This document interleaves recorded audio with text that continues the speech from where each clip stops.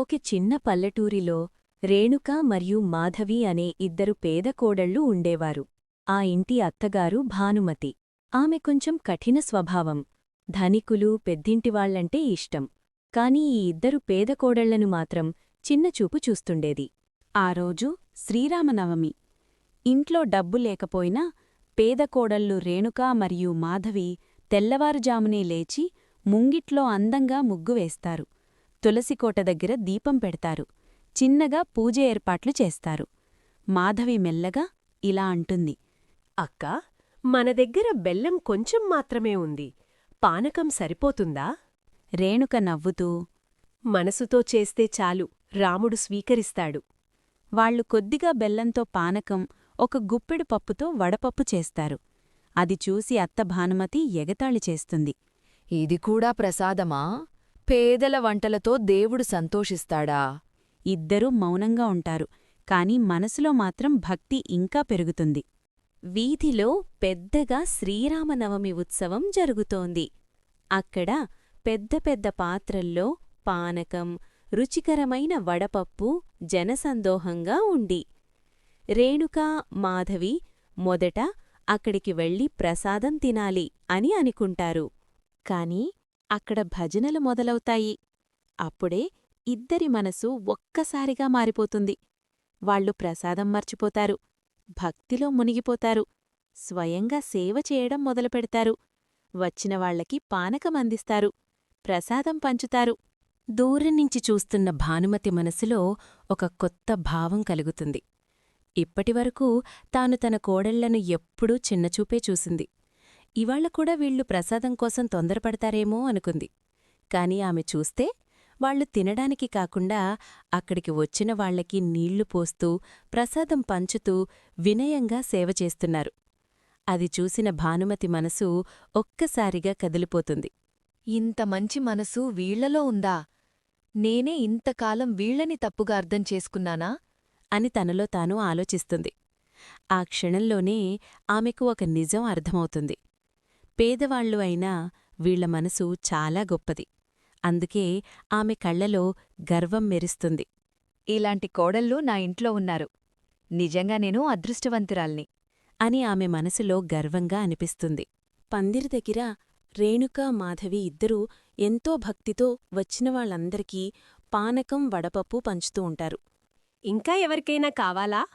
తీసుకోండన్నయ్యా అని ప్రేమగా అందరికీ ఇస్తుంటారు. కొంతసేపటికి జనాలు ఎక్కువైపోతారు. వాళ్లు తమకోసం ఏమీ దాచుకోకుండా మిగిలినంతా కూడా చివరి వ్యక్తి వరకు పంచేస్తారు. చివరికి పాత్రలు ఖాళీ అయిపోతాయి. మాధవి మెల్లగా అంటుంది. అక్కా, మనకి మాత్రం ఒక్క చుక్క కూడా మిగల్లేదు. రేణుక చిరునవ్వుతో పర్లేదు, మనం పంచిన ఆనందమే మన ప్రసాదం అంటుంది. ఇద్దరూ కాస్త అలసిపోయినా మనసులో ఒక తృప్తి. ఇంటికొచ్చాక ఇద్దరూ అలసిపోయి కూర్చుంటారు. ఇంతలో తలుపు దగ్గర మెల్లగా తట్టిన శబ్దం. రేణుక తలుపు తీస్తే బయట ఒక వృద్ధుడు నిలబడి ఉంటాడు. చేతిలో చిన్న గిన్నె. అమ్మా, ఈరోజు మీరు పందిరి దగ్గర సేవ చేశారు కదా, మీరు అందరికీ పంచారు. మీకోసం మాత్రం ఏమీ ఉంచుకోలేదు. ఇది మీకు శ్రీరాముని ప్రసాదం అని చెబుతాడు. ఇద్దరూ ఆశ్చర్యంగా ఒకరినొకరు చూసుకుంటారు. మేమా? అని మాధవి అడుగుతుంది. వృద్ధుడు చిరునవ్వు నవ్వి గిన్నె ఇస్తాడు. లోపల చూస్తే సువాసనతో నిండిన పానకం, వడపప్పు. వాళ్లు మళ్ళీ చూసేలోపే ఆ వృద్ధుడు అక్కడ కనిపించడు. రేణుక, మాధవి ఇద్దరూ ఆ గిన్నెను చేతిలో పట్టుకుని ఆశ్చర్యంగా ఒకరినొకరు చూసుకుంటారు. మాధవి మెల్లగా, అక్కా, ఇది చూశావా? మన భక్తికి మెచ్చి ఆ శ్రీరాముడే మనకి ప్రసాదం పంపించాడనిపిస్తోంది. రేణుక కళ్లలో ఆనందం. అవును చెల్లీ, మనం మనకోసం ఏమీ దాచుకోకుండా అందరికీ పంచాం కదా, అందుకే దేవుడు మనకోసం స్వయంగా పంపించాడు. మాధవి భావోద్వేగంగా. మనకి మిగలకపోయినా బాధపడలేదక్కా. కాని దేవుడు మాత్రం మనల్ని ఖాళీ చేతుల్తో పంపించలేదు. రేణుక చిరునవ్వుతో. అదే రాముడి మహిమ చెల్లీ. మనసుతో చేసిన సేవ ఎప్పుడూ వృధా కాదు. ఇప్పుడే నాకు నిజంగా అర్థమైందక్కా. ప్రసాదం తినడమే కాదు, పంచడంలో ఉన్న ఆనందం ఎంత గొప్పదో. అవును, ఈరోజు మనం తిన్నది పానకం కాదు, దేవుడి దయ. ఇద్దరూ కలిసి గిన్నెను నమస్కరిస్తూ జయ శ్రీరామ్ అని మెల్లగా అంటారు. జై శ్రీరామ్. అక్కా, ఇకనుంచి ప్రతి సంవత్సరం ఇలా సేవ చేస్తామా? ఖచ్చితంగా చెల్లి, మన జీవితం ఎంత కష్టంగా ఉన్నా భక్తి మాత్రం తగ్గకూడదు. రేణుకా మాధవి జై శ్రీరామ్ అంటూ గిన్నెను నమస్కరిస్తూ ఉంటారు. అంతలో వారి వెనకనుంచి మెల్లగా అడుగుల శబ్దం వినిపిస్తుంది.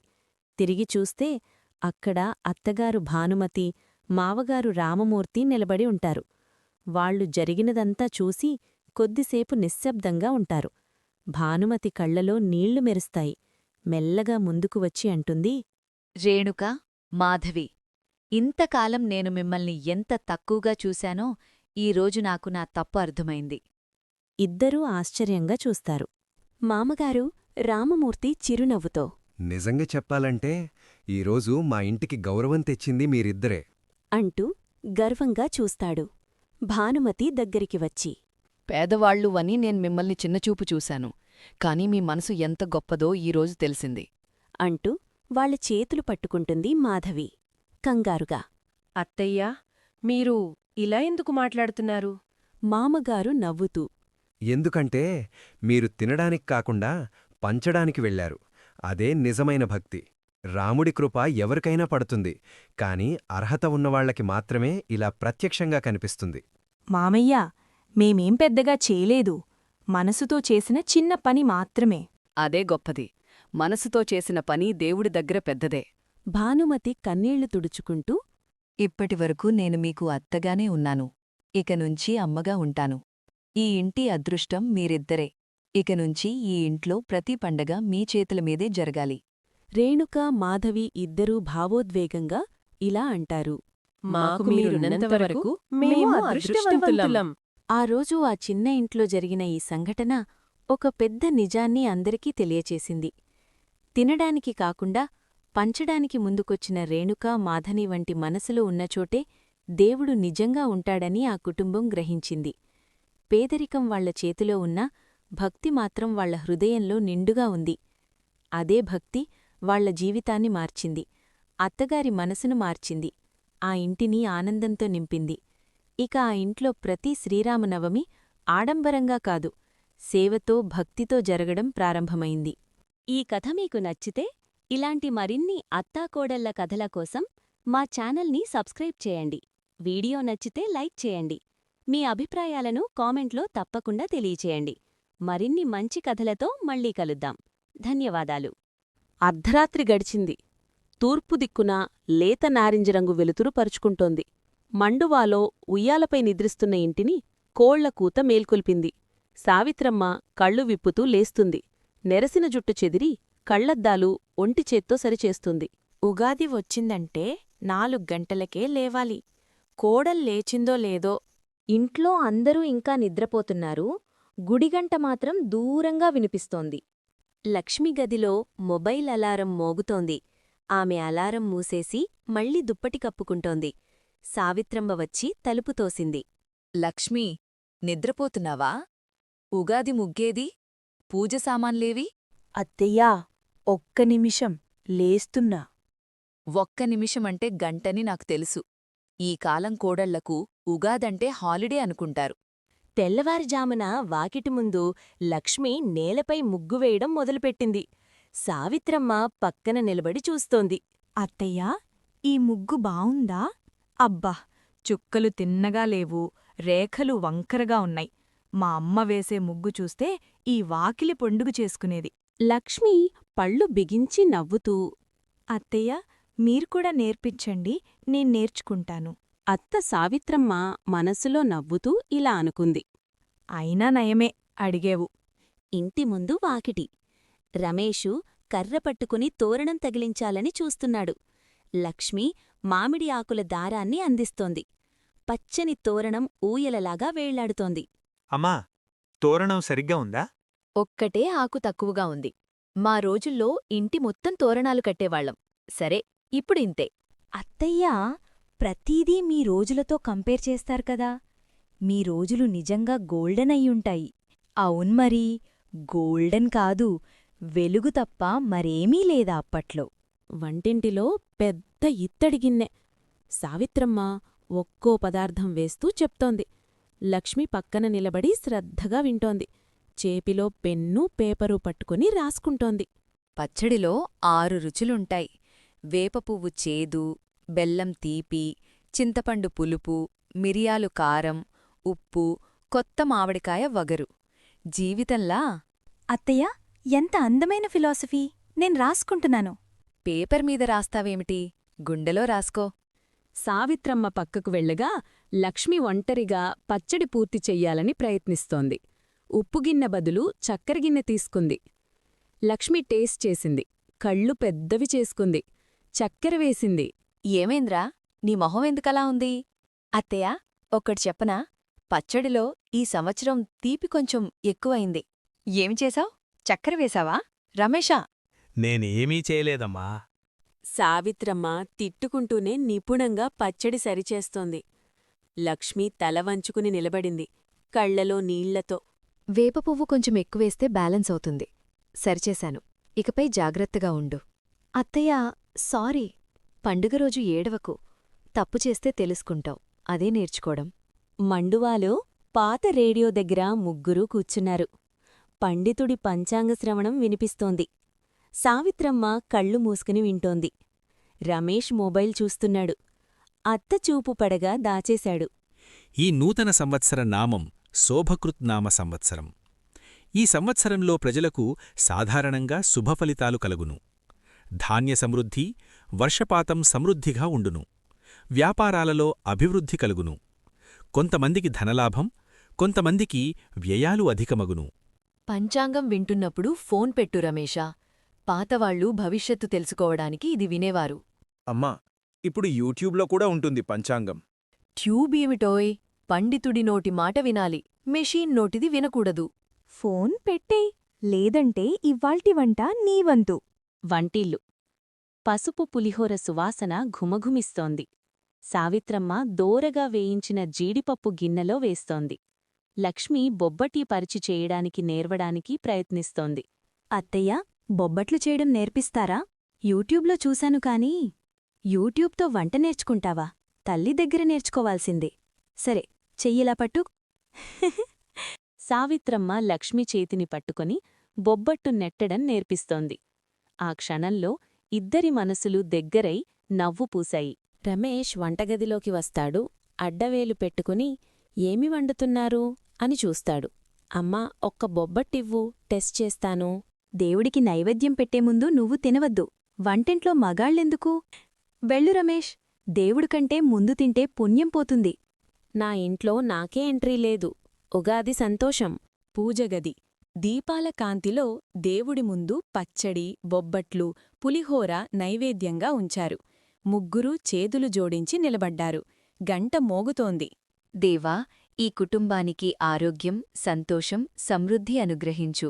మా పిల్లలకు మంచి బుద్ధివ్వు. లక్ష్మి కళ్ళు మూసుకుని మనసులో ఇలా మొక్కుకుంటుంది. అత్తయ్య ఎల్లప్పుడూ ఆరోగ్యంగా ఉండాలి. ఆమె నవ్వు చూడాలి. ముగ్గురూ ఉగాది పచ్చలి నోట్లో పెట్టుకున్నారు. రమేష్ మొహం చేదుకి కుంచుకుపోయింది. లక్ష్మి నవ్వు ఆపలేకపోతోంది. అమ్మా, వేపపువ్వు చాలా ఎక్కువగా ఉంది ఈ సంవత్సరం. జీవితంలో చేదుగుడా తినాల్రా. మీ నాన్నతో 35 ఏళ్లు అలానే గడిపాను. పచ్చడి సరిగ్గా అయింది లక్ష్మి. ఆ చక్కెర మిస్టేకైనా బ్యాలెన్స్ అయింది. అత్తయ్య, చాలా చక్కగా చెప్పారు. లక్ష్మి దాచిన ఒక పెట్టె తీస్తోంది. అందులో చేత్తో రాసిన ఒక పాత వంటల పుస్తకం ఉంది. అది సావిత్రమ్మ తల్లిచేతి రాసిందని లక్ష్మికి తెలుసు. మనసులో అత్తయ్య పుట్టినిల్లు వాళ్ళు ఈ పుస్తకం నాకు పంపారు. ఈ రోజు ఇవ్వాలి. ఇది అమ్మమ్మ పుస్తకం కదా. ఆవిడ పోయిన తర్వాత అత్తయ్య చాలా కష్టపడ్డారు కదా. ఈరోజు విశాలమైన వంటిల్లు. వడ్డించిన అరటి ఆకులు, పులిహోర, పప్పు, పచ్చడి, అప్పడాలు, బొబ్బట్లు అన్నీ వరుసలో ఉన్నాయి. అందరూ కింద కూర్చుని తింటున్నారు.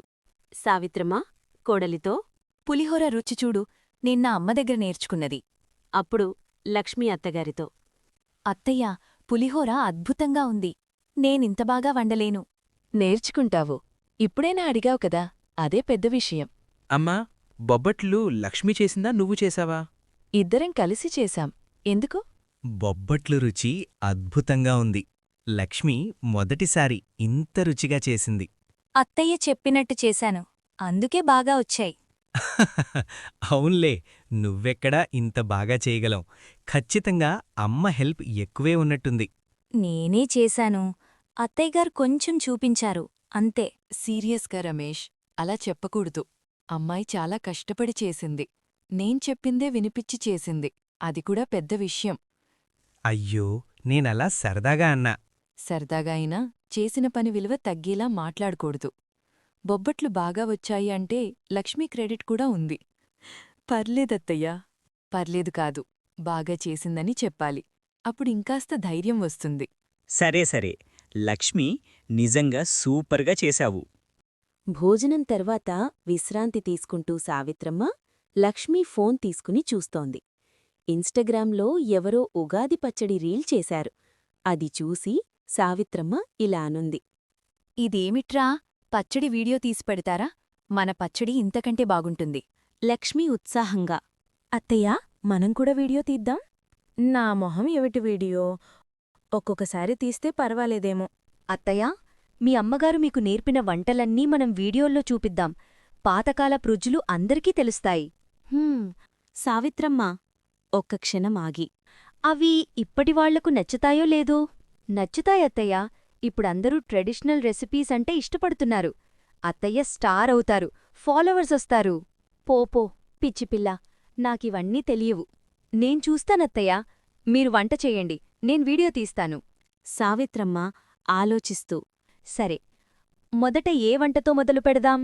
ఉగాది పచ్చడితోనే అత్తయ్యా, అదే మన మొదటి వీడియో. అలాగైతే రేపు ఉదయం చూస్తాం. కాని ఏం తప్పు ఉండకూడదు. కానీ నాకు మా అమ్మ రుచులన్నీ గుర్తులేవమ్మా.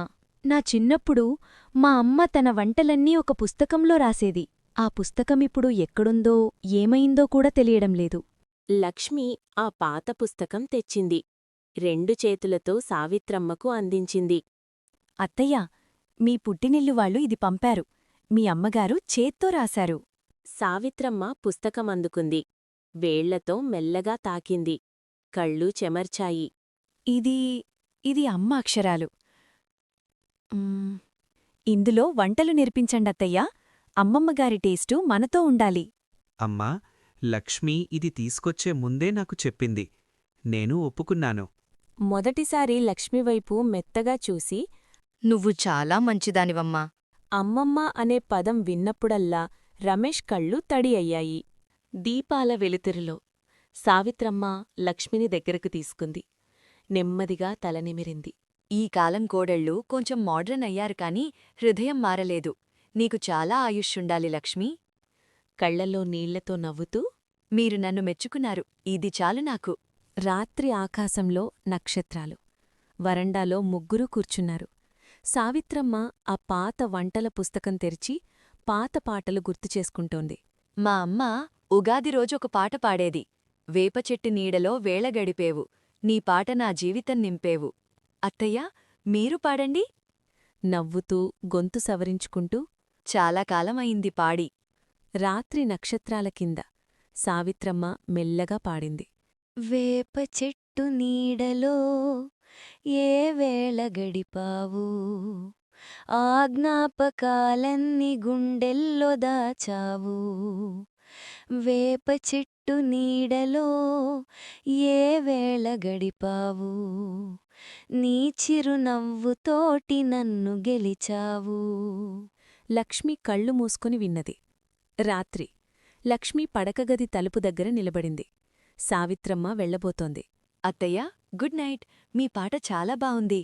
సావిత్రమ్మ వెనక్కి తిరిగి, రేపు వంటకు ముందే లేవాలి అని చెప్పింది. లక్ష్మి నవ్వుతూ, ఈ సంవత్సరం అలారం పెట్టుకున్నాను. అలారం కాదు, నేనే లేపుతాను. తెల్లవారుఝామున ఇంటి ముందు రంగురంగుల ముగ్గు. తోరణం గాలిలో ఊగుతోంది. లక్ష్మీ ముందు, సావిత్రమ్మ వెనక ఇద్దరూ కలిసి తోరణం తాకుతున్నారు. సూర్యుడు ఉదయిస్తున్నాడు. సావిత్రమ్మ ముగ్గు చూసి చిన్నగా గర్వంగా నవ్వింది. లక్ష్మీ, ఈ ఉగాది ముగ్గు నువ్వే వేశావా? అవునత్తయ్యా, మీరు నేర్పిన ముగ్గే ఇది.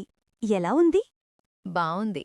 బాగుంది అన్న ఒక్క మాట లక్ష్మికి ఒక వరంలా వినిపించింది. ఆ ఉగాది పచ్చడిలో 6 రుచులలా కలిసి నవ్వినా, కన్నీళ్లు పెట్టుకున్నా, పాటలు పాడిన ఆ పండుగ వారి జీవితంలో అమూల్యమైన అధ్యాయమైంది. ఉగాది రోజు కొత్త సంవత్సరపు మొదటి పాఠం. అన్నీ మారినా ప్రేమ మారదు.